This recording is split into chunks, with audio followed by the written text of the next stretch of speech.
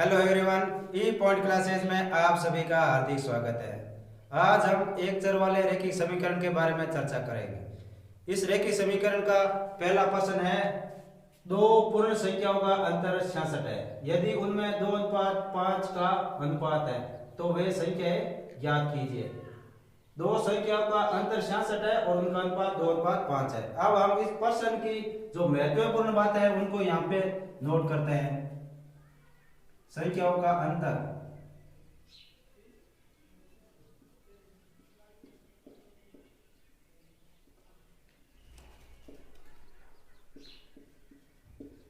संख्याओं का अंतर है 66। संख्याओं का अनुपात,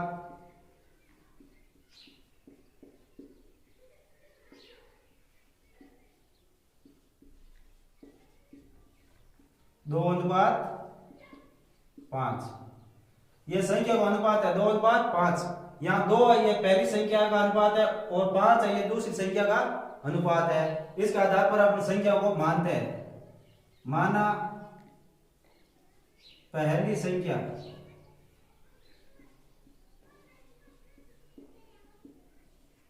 टू एक्स, दूसरी संख्या 5x। अब दोनों संख्याओं का अंतर ज्ञात करना है, और अंतर दे रखा है 66। तो दूसरी संख्या माइनस पहली संख्या बराबर 66। दोनों संख्याओं का अंतर दे रखा है 66। अब ये रेखीय समीकरण बन गए, इसको हल करते हैं। 5x में से 2x जाएंगे तो कितने बचेंगे? 3x बराबर 66। अब जो ये x के साथ में 3 है, ये इसके भाग में जाएगा, x बराबर 66/3। 66 में 3 का भाग देंगे तो x का मान कितना आएगा? 22। x का मान आएगा 22। 66 में 3 का भाग देंगे तो उधर आएगा x का मान 22। अब हमने माना था पहली संख्या क्या है? 2x। पहली संख्या 2x, पहली संख्या क्या है? 2x। तो इसके अंदर x का मान रखते हैं। 2 इंटू x का मान कितना है? 22 यहां रखा। 22 को 2 से मल्टीप्लाई किया तो कितना आया? 44 यानी 44। अब दूसरी संख्या क्या थी? 5x। दूसरी संख्या 5x। 5 इंटू एक्स का मान कितना था? 22। एक्स का मान 22। 22 को 5 से गुणा करेंगे तो कितना आएगा? 110। कितना आया? 110। तो पहली संख्या क्या हुई? 44 और दूसरी संख्या 110। अब उन्होंने कहा था कि दोनों संख्याओं का अंतर 66 है, तो अब देखते हैं कि पहली और दूसरी संख्या का अंतर 66 आ रहा है या नहीं आ रहा है। तो इसके लिए अपन 110 माइनस 44 करते हैं। तो अब 110 में से 44 घटाएंगे तो कितना आएगा? 66। इसका मतलब ये दोनों संख्या क्या है? सही है। इस प्रकार ये पहला प्रश्न हल हो गया, नोट कर लीजिए। अब नेक्स्ट प्रश्न है, 11 के 3 गुणजों का योग 363 है, तो उन्हें ज्ञात कीजिए। 11 के 3 गुणजों का योग 363 है। सबसे पहले ये जानते हैं कि ये गुणज क्या होता है। गुणज का मतलब होता है, जैसे 11 है, 11 का गुणा 11 का 11, 11 दूनी 22, 11 तिये 33, 11 चौकू 44। इस प्रकार के जो गुणा होते हैं वो इस प्रकार के होते हैं। जैसे 11 गुणज है 11, 22, 33, 44, ये 11 के गुणज है। इस प्रकार की संख्या के बारे में ये बोल रहा है। ये कह रहा है कि 11 के 3 गुणजों का योग 363 है। तो इसके लिए सबसे पहले हम मानते हैं, माना पहला गुणज,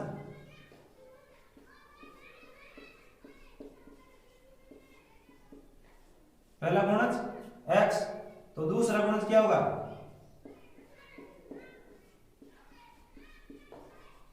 दूसरा गुणज x प्लस 11। अब x प्लस 11 कैसे आया? यहां देखो, 11 का गुणज है, पहले 11 है, 11 का दूसरा गुणज 11 में कितने जोड़ने पर प्राप्त हुआ है, ये 11 है, तो 11 में कितने जोड़ने पर ये दूसरा गुणज प्राप्त हुआ है, 11 जोड़ने पर ये दूसरा गुणज प्राप्त हुआ है, इसमें 11 जोड़ने पर दूसरा गुणज प्राप्त हुआ है। इस प्रकार ये पहला गुणज है 11 का और उसमें 11 जोड़ेंगे तो ये दूसरा गुणज प्राप्त होगा। इसी प्रकार तीसरा गुणज,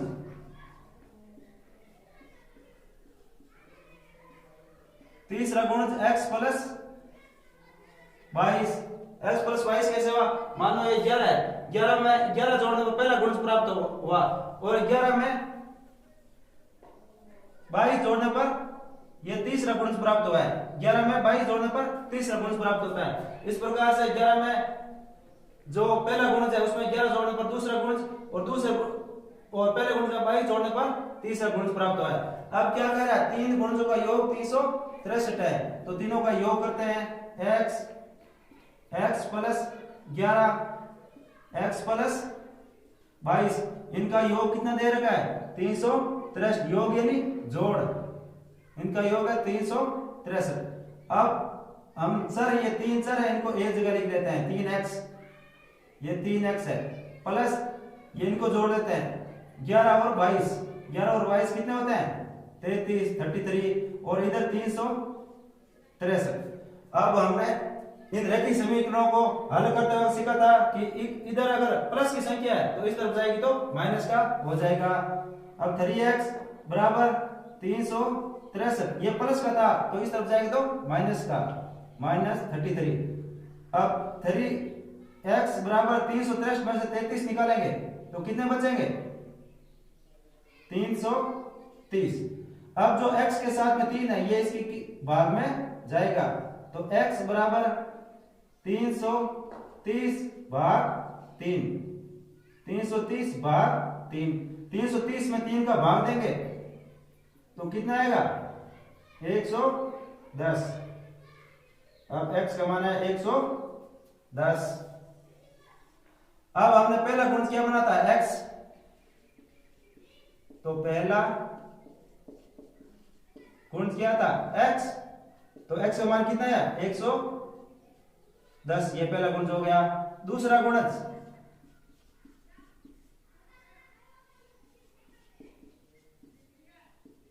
क्या x प्लस 11, x प्लस 11, तो 110 प्लस 11, 110 प्लस 11 कितने हो गए 121। इस प्रकार तीसरा गुणज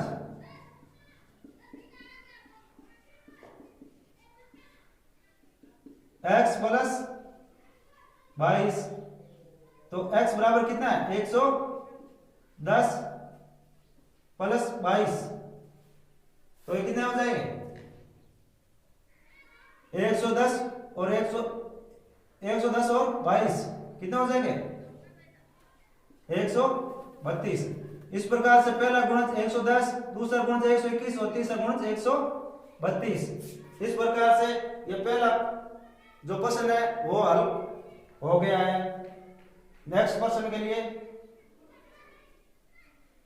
अब हम नेक्स्ट प्रश्न के बारे में चर्चा करते हैं। अगला प्रश्न है, एक आयत का परिमाप 13 सेंटीमीटर है और उसकी चौड़ाई 2 से 3/4 है, उसकी लंबाई ज्ञात कीजिए। यानी आयत का परिमाप दे रखा है, उसकी चौड़ाई दे रखी है, तो हमें लंबाई ज्ञात करनी है। इसके लिए सबसे पहले हम मानते हैं, माना आयत की लंबाई x सेंटीमीटर, चौड़ाई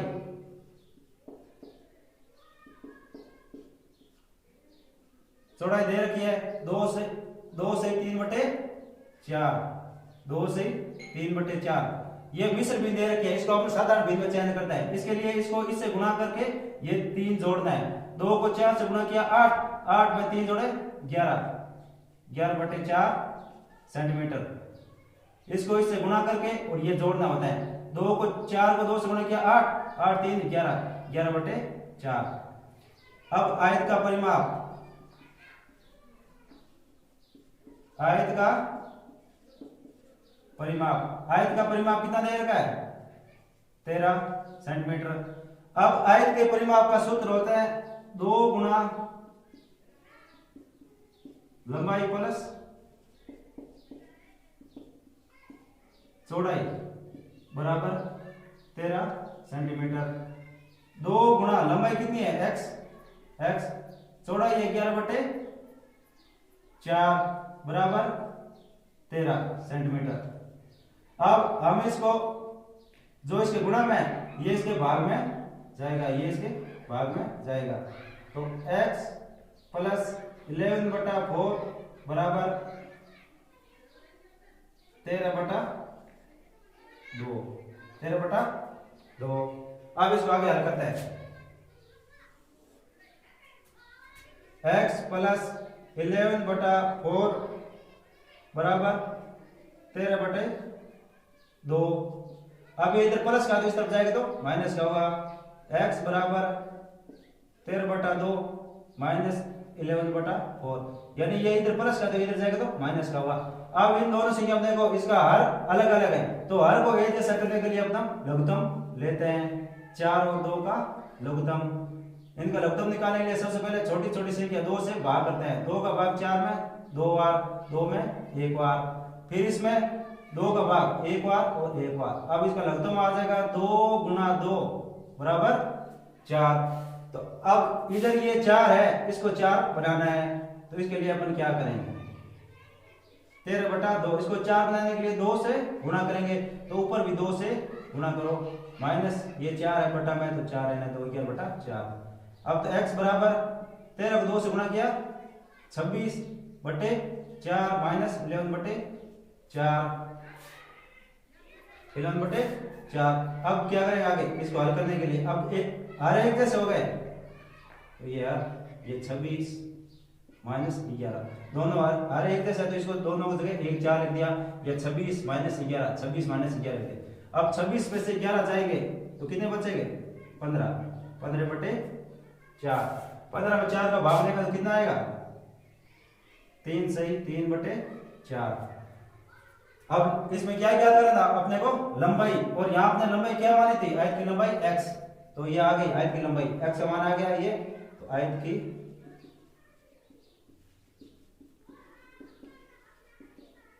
लंबाई x बराबर 3 सही 3/4 सेंटीमीटर, ये आ गई आयत की लंबाई 3 सही 3/4। इसको पढ़ते हैं 3 सही 3/4, नोट कर लीजिए।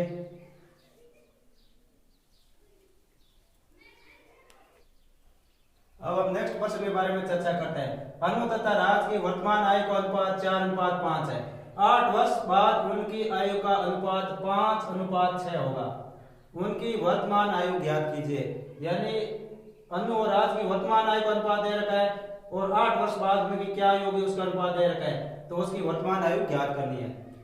तो सबसे पहले अनु और राज की आयु का अनुपात, अनु तथा राज की आयु का अनुपात 4:5, 4:5।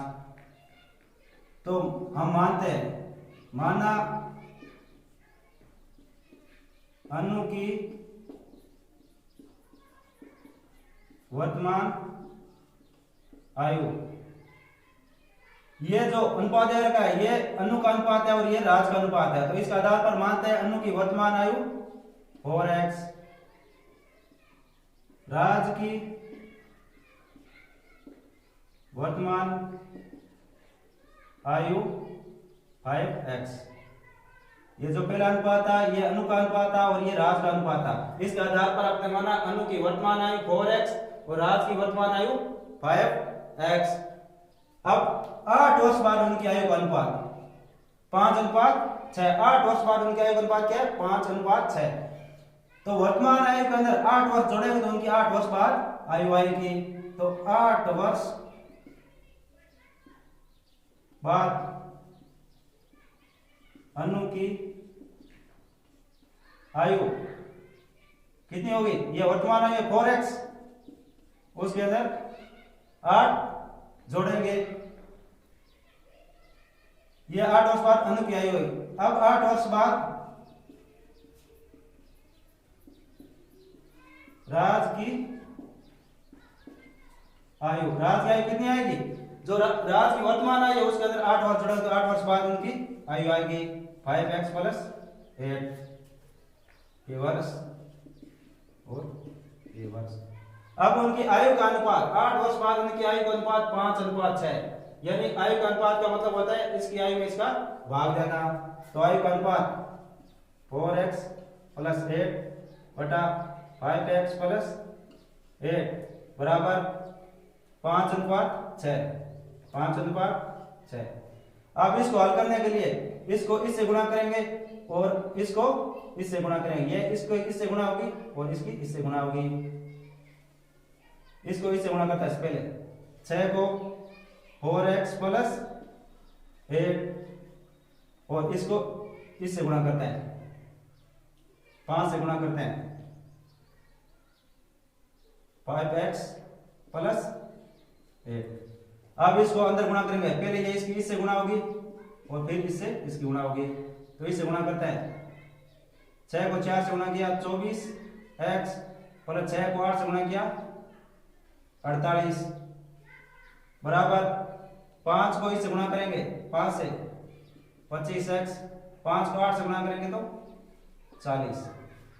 अब ये एक रैखिक समीकरण बन गया। इसको हल करने के लिए ये एक जैसे चर है इनको एक तरफ ले जाते हैं, जो चर बड़ा है उस तरफ लेके जाएंगे। ये 25x है या 24x है तो इसको इस तरफ लेके जाएंगे और ये जो संख्या है इसको इस तरफ लाएंगे। यहाँ पे है 48, ये इधर प्लस का इधर आएगा तो क्या हो जाएगा माइनस का। ये 25x इधर पड़ा है और ये इधर प्लस का 24x है तो इधर तरफ जाएगा तो माइनस का 24x हो जाएगा। अब 48 में से 40 जाएंगे कितने बचेंगे 8, 25 में से 24 जाएंगे तो x, 1x बचेगा। इस प्रकार से x का मान आएगा 8। अब इसे वर्तमान आयु याद करते हैं। अनु की वर्तमान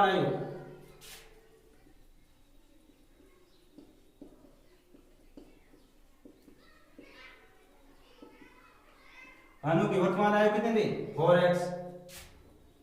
4x, x का मान 8 तो 4 को 8 से गुणा करेंगे कितना आएगी 32 वर्ष। ये अनु की वर्तमान आयु आ गई। अब राज की वर्तमान आयु 5x, राज की वर्तमान आयु 5x, 5 गुणा x का मान कितना था 8 तो यहाँ 8 रख देंगे। 8 को 5 से गुणा करेंगे तो 40 वर्ष। इस प्रकार से राज की वर्तमान आयु कितनी प्राप्त हुई 40। इसी प्रकार से एक चर वाले रैखिक समीकरण से संबंधित जो महत्वपूर्ण प्रश्न है उनका हल हमने किया है। इसी प्रकार से आगे के टॉपिक से संबंधित जो भी महत्वपूर्ण प्रश्न है उनके बारे में हम आगे चर्चा करेंगे। तब तक के लिए धन्यवाद।